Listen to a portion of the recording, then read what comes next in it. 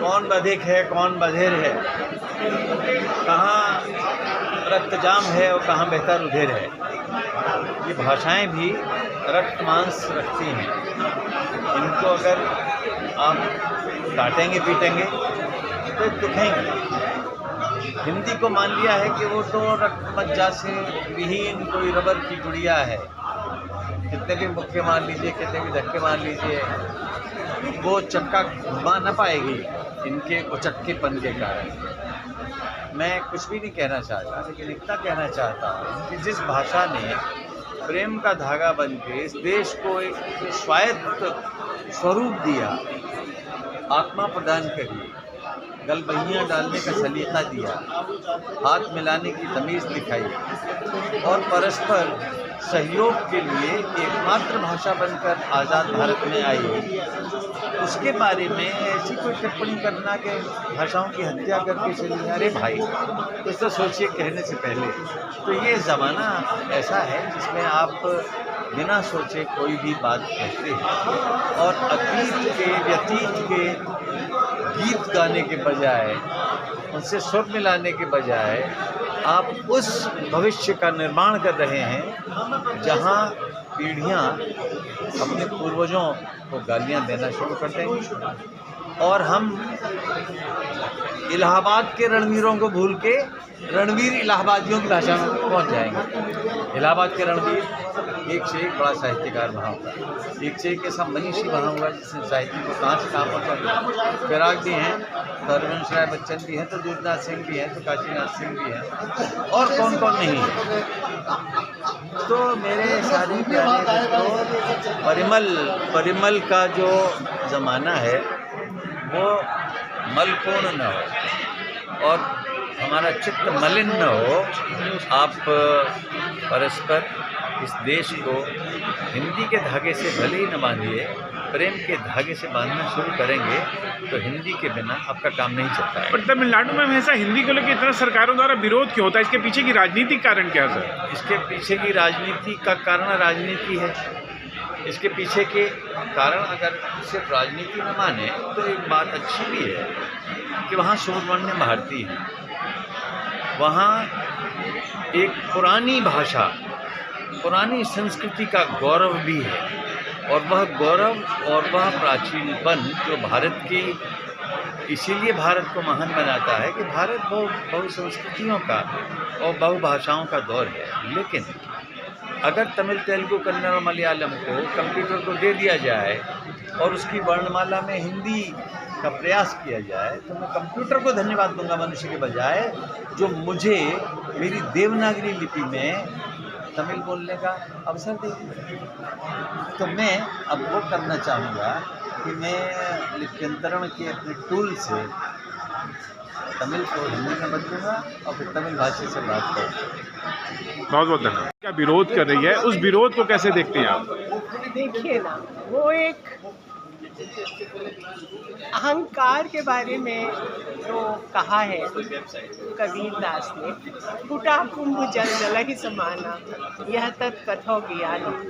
जब तक अहंकार का घट फूटता नहीं है, अंदर का पानी बाहर के पानियों में समा नहीं सकता।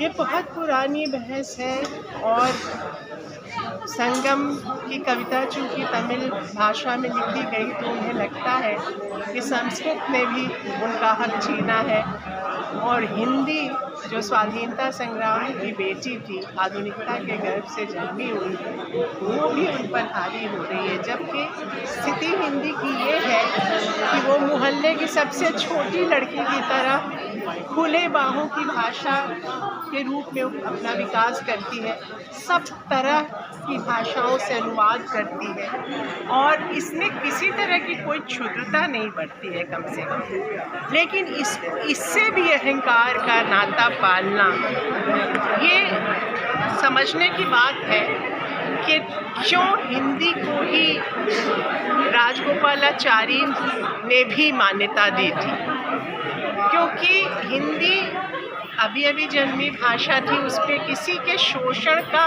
कोई इतिहास नहीं था।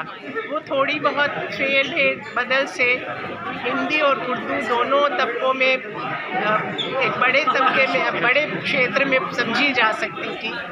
और जैसे तमिल भाषा पर मलयालम और तेलुगु के हावी हो जाने का एक पूरा एक था इतिहास था, वैसे ही बांग्ला भाषा पर, ओडिया पर हावी हो जाने, असमिया पर हावी हो जाने का पूर्वोत्तर भाषाओं पर हिंदी के सिर्फ किसी भी तरह का इतिहास नहीं था। इसलिए राजा लाजपत राय जो कि पंजाब से आए थे, राजगोपालाचारी जो खुद तमिलनाडु से थे, और बाकी जितने भी नेता सहमत हुए थे, तो एक सूत्रधार भाषा के हिंदी के विकास से किसी को क्यों किसी तरह की दिक्कत होनी चाहिए। एक गंभीर आरोप ये भी लगा गया कि 25 बोलियों को खा गई, ब्रज, राजस्थानी। मैं तो ये मानती हूँ, ये बहुत गंभीर आरोप है हिंदी पे। ये आरोप नहीं है, वो तो उनकी बेटी है, वो तो उसकी मातामही और पितामही बोलियां जो है उनकी माएँ हैं, उनकी बहुत सारी माएँ हैं, दादियाँ नानियाँ, वो उनके गर्भ से जन्मी है और वो उन्हीं की सबसे ज़्यादा मुँह लगी बच्ची है।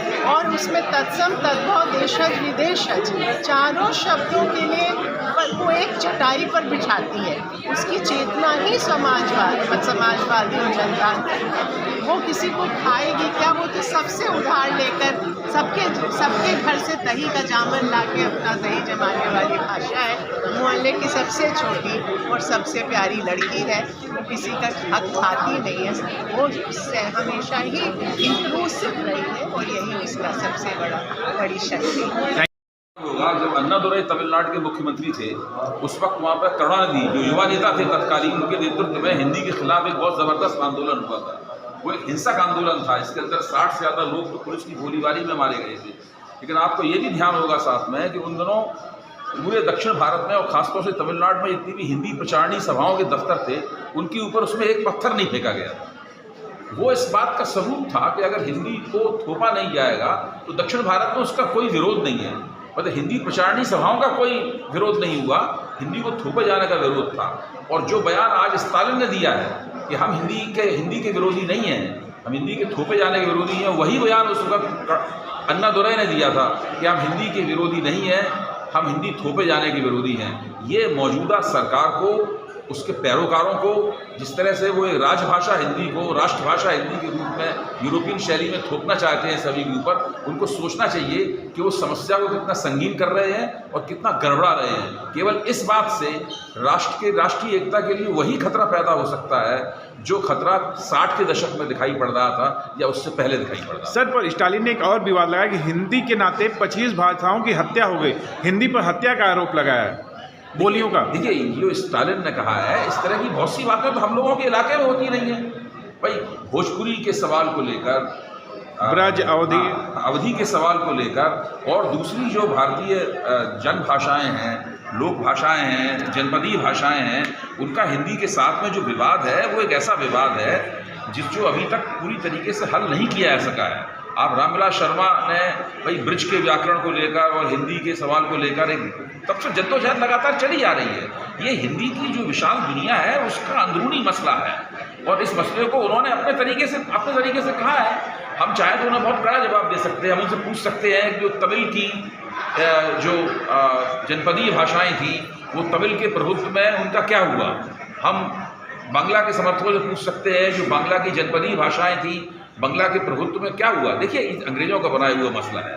अंग्रेज़ों ने भारत की जो बहुभाषिता थी, उस बहुभाषिता से निपटने के लिए कुछ भाषाओं को प्रभु भाषा बनाया, जिसको सुपर ऑर्डिनेट लैंग्वेज कहा जाता है।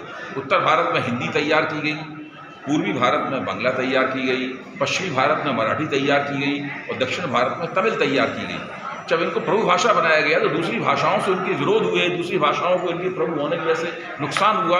तो ये तो समस्या दूसरी है। इसलिए स्टालिन की बात का बुरा मानने की ज़रूरत नहीं है। समस्या ये है कि आप ऐसी कोई भी भावना व्यक्त न करें इससे लगे कि उनको वहाँ हिंदी को थोपा जा रहा है। विवाद चल रहा है हिंदी को लेकर, उसको कैसे देखते हैं आप?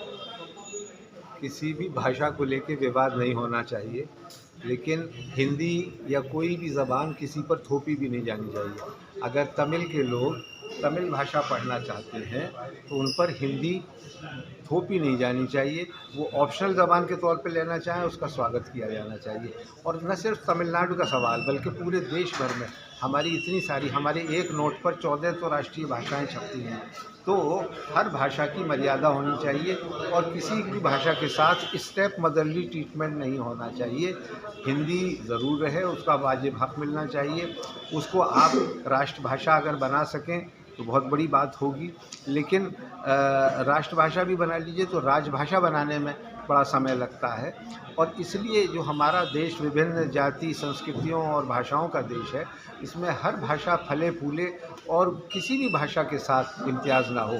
ना उर्दू को इसलिए काटा जाए कि वो किसी दूसरे मुल्क की ज़बान है, और तमिल को इसलिए नहीं ख़त्म किया जाना चाहिए कि उसे बोलने वाले बहुत कम हैं। पर हिंदी पर एक गंभीर आरोप लगाया गया कि 50 बोलियों को हिंदी खा गई, चाहे ब्रज हो चाहे राजस्थानी हो, तमाम इस तरह के आरोप है। ये कितने सही मानते हैं? नहीं, भाषा कभी किसी को खाती नहीं है। भाषाएं मिलकर के नई भाषाएं बनती हैं। जावेद अख्तर के पिता जानिसार अख्तर ने हमारा हिंदुस्तान एक 60 के दशक में किताब लिखी थी, जिसको राजकमल प्रकाशन ने छापा है। उसमें उन्होंने लिखा है कि 800 बरस पहले अमीर खुसरो ने जो भाषाओं में मिलावट का सिलसिला शुरू किया, जिसमें खड़ी बोली, जिसमें हिंदी, जिसमें संस्कृत, जिसमें फ़ारसी, जिसमें तुर्की, जिसमें अरबी के भाषा शब्द मिले, खड़ी बोली और अवधी भाषा भी मिली, उसको मिला करके उन्होंने हिंदवी बनाई, जो बाद में हिंदी और उर्दू बनी। और उसी ज़बान में वो लिखते हैं, ज़ियाल मिस्की मकुन तगाफुल बराए नैना बनाए बतियाँ, सखी पिया को जो मैं ना देखूं तो कैसे काटूं अंधेरी रतियाँ। तो कोई भाषा किसी को खाती नहीं है। अब प्राकृत और पाली के बोलने वाले तो इस देश में नहीं हैं, तो वो भाषाएं भले ही वैसे ख़त्म हो गई हो, लेकिन उनका इतिहास ख़त्म नहीं होता, उनकी जो विरासत है वो ख़त्म नहीं होती। और हर देश के लिए एक नई भाषा उसकी विरासत को समृद्ध करती है। एक आखिरी आरोप जो हिंदी पे लगा है कि हिंदी के माध्यम से संस्कृत थोपने की कोशिश की जा रही है, कि कितना सही मानते हैं इसे आप? देखिए, ना आप कोई संस्कृत बोलने वाला है, ना कोई फ़ारसी बोलने वाला है। खालिस उर्दू और हिंदी भी लोग नहीं बोल पाते हैं और ना समझ पाते हैं। इसलिए हिंदुस्तानी ज़बान होनी चाहिए, जिसकी वकालत महात्मा गांधी ने की थी और जो उनकी अपनी ज़बान थी, और वही इस देश को एक रख सकती है। बहुत बहुत धन्यवाद, शुक्रिया सर। सरकार द्वारा जो हिंदी का विरोध किया जा रहा है, उसको कैसे देखते हैं? इसका एक पुराना इतिहास रहा है और दक्षिण भारतीय भाषाएं हमेशा से इसको एक ख़तरे के रूप में देखती रही हैं कि हिंदी उन पर थोप दी जाएगी। वो बहुत बेबुनियाद ख़तरा भी नहीं है, और ऐसा उनको लगता है तो उसके बहुत वाजिब कारण है। अब अभी इस वक्त जो स्टालिन ने ये कहा कि हिंदी इतनी सारी बोलियों को खाकर बनी है, और अगर उसको लागू किया जाएगा तो ये जो तमाम भाषाएं हैं इनको भी खाकर वो अपने को स्वस्थ और समृद्ध बना लेगी ज़्यादा, और ये इनका वजूद ख़त्म हो जाएगा। इस बात में मतलब शायद बहुत दम नहीं है। यह सही तो है कि हिंदी की बोलियां उस तरह से फल फूल नहीं पा रही हैं, और जब मैं खुद उनको बोलियां कह रहा हूं तो इसका मतलब है कि भाषा और बोली का जो एक राजनीतिक पदानुक्रम बना हुआ है शक्ति संरचना में, वो पदानुक्रम यहाँ मेरी भी बातचीत में आ रहा है। लेकिन हिंदी जो बनी है, सरकारी वाली छोड़ दीजिए, राजभाषा के तौर पर जो हिंदी है उसको छोड़ दीजिए, हम साहित्यिक हल्के में जो हिंदी इस्तेमाल करते हैं उसमें उन बोलियों का बड़ा योगदान रहा है, और हमारे पाठ्यक्रमों में भी वो शामिल हैं। हमारी बातचीत में उसके शब्द आते हैं, उनको मानक दिलाने की लड़ाइयाँ अभी भी चलती हैं। तो इसलिए उनको ख़त्म कर देगी हिंदी, ऐसा नहीं कहा जा सकता।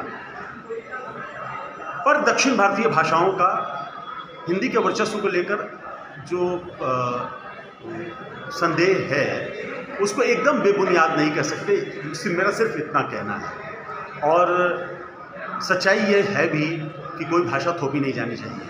अगर त्रिभाषा फॉर्मूले को सही तरीके से लागू किया गया होता और संस्कृत का एक रास्ता निकाल कर उस त्रिभाषा फॉर्मूला की जो स्पिरिट है उसको ध्वस्त न किया गया होता, तो आज देश में हालात अलग होते हैं। पर एक आरोप और भी लगाया गया कि हिंदी के माध्यम से संस्कृत थोपने की तैयारी है, क्या ऐसा संभव है?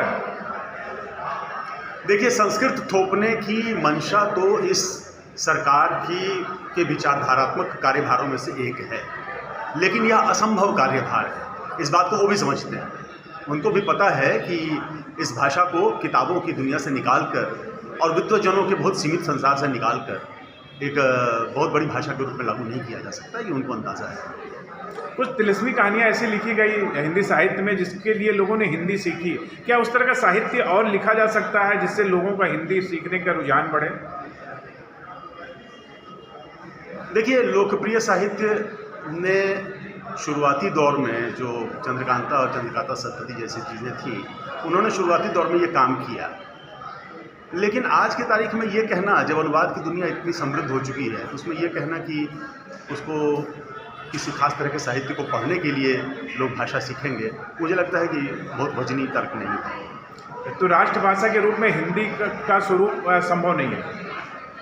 नहीं, राष्ट्रभाषा के रूप में तो मान लीजिए राष्ट्रभाषाएं वो सभी हैं जो इस देश में बोली जाती हैं और जिनको संविधान में जगह दी जाती है। कोई हिंदी अकेली राष्ट्रभाषा नहीं है, राजभाषा है अगर टेक्निकली देखें तो उस रूप में हिंदी का वैसा वर्चस्व मैं निकट भविष्य में नहीं देखता हूँ और उस तरह के वर्चस्व की कामना भी नहीं करता हूँ। बहुत बहुत धन्यवाद।